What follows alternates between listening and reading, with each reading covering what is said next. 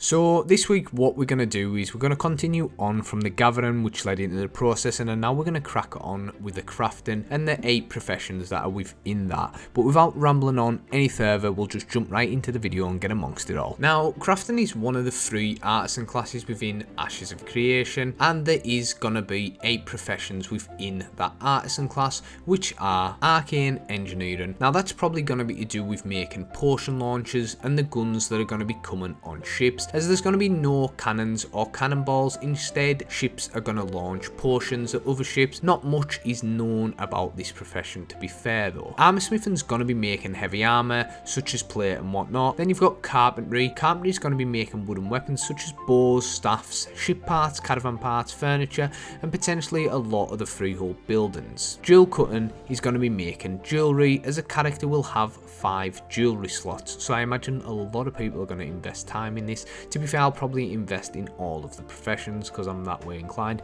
but some folk will definitely dip into jewel cutting. Leatherworking is the next one, making medium armor and probably saddles for the mounts as well. Scribing will be able to create scrolls and books such as enchantment scrolls and the history of the world. Tailoring, probably making light armor, cloth, this type of things. Weaponsmithing, making metal weapons such as swords and maces. So I've just done a mini little overview there on them 8 professions. What I can say is that doesn't even get to the tip of the iceberg. It is going to have so much more depth, so much more immersion, and so many more things going for each one of them professions. So do take this with a pinch of salt and don't think this is the be all and end all. These are going to be extremely complex systems that interact with many other systems within Ashes of Creation, and I couldn't even start to describe it in this video because I'd go on a tangent for about 2 hours and you'd fall asleep.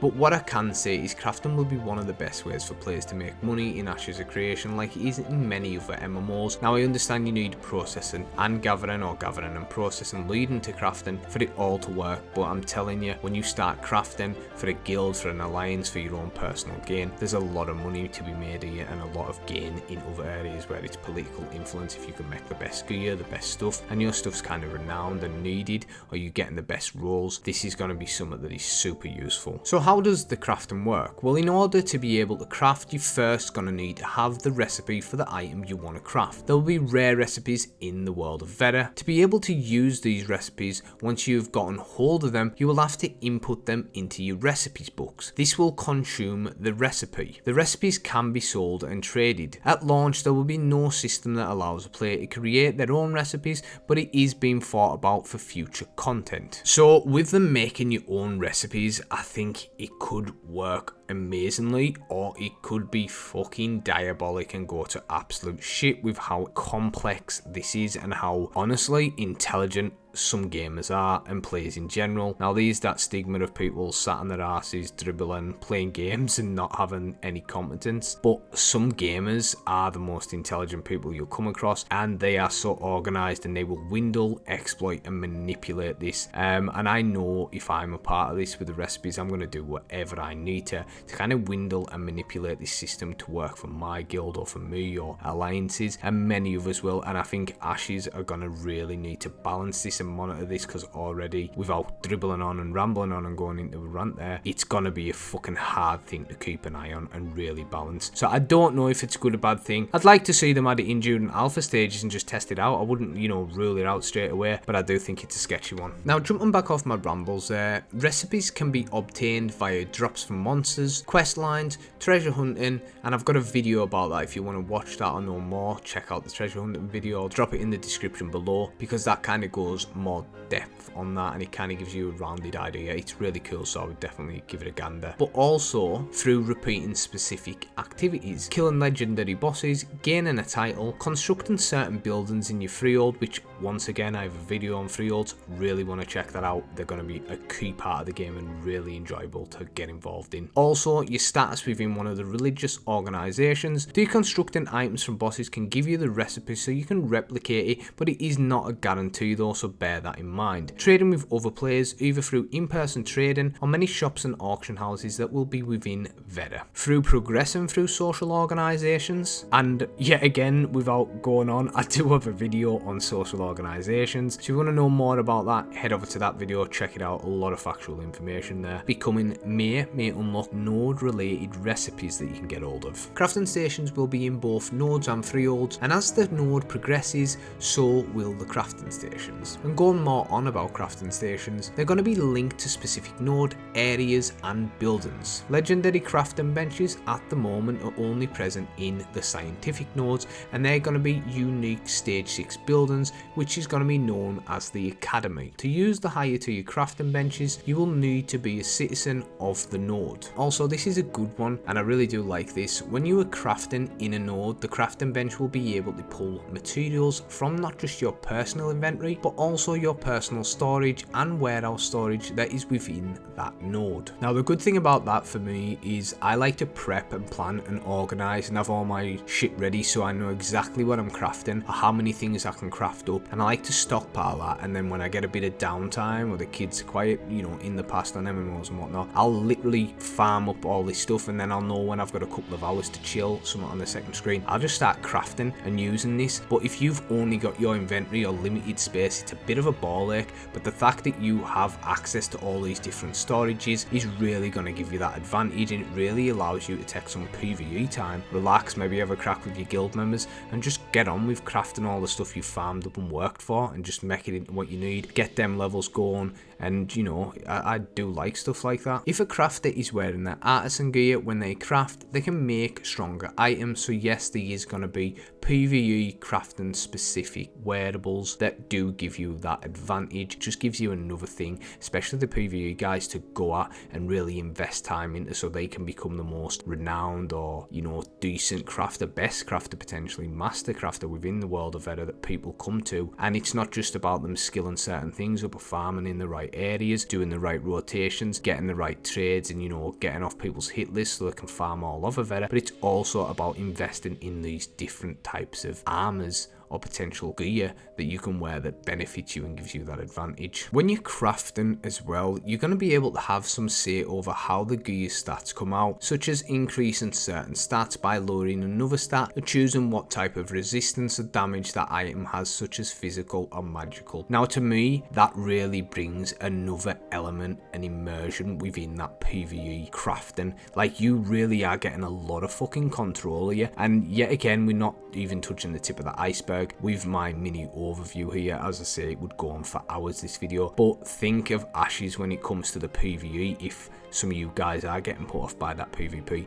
trust me, the PvE in Ashes is going to be deep, immersive, like you've not seen before. If they pull off what they're saying and they do this, it will be fucking amazing and shadow other games. But I am cautiously optimistic, and I do have a lot of faith in this game, and it's not hype lauding, it's from fact checking and just stalking, if I'm honest. But yeah, if this shit comes to pass, even though I main PvP and I PvP a lot, I will be PvEing my balls off, because this sounds fucking awesome. Now, this next one as well is not only cool, but it's also fun and can give you that extra control over what you're crafting. It's like really that crafting simulation that you want, I imagine. I'm not too heavy on that, but for the PvE, I imagine that's what they're looking for. Like, when they're crafting something, the more immersive they can get in it, the more control, and like the more, it's like, yeah, like the more they simulate how you could do it in real life. Obviously, I know if there was fucking magic and shit, but do you know what I mean? To make it really realistic.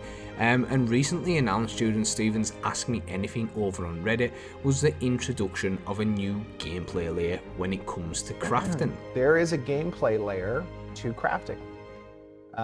And those professions that I listed for the crafting, when you go to create a particular item, you will have the opportunity to interface with that gameplay layer.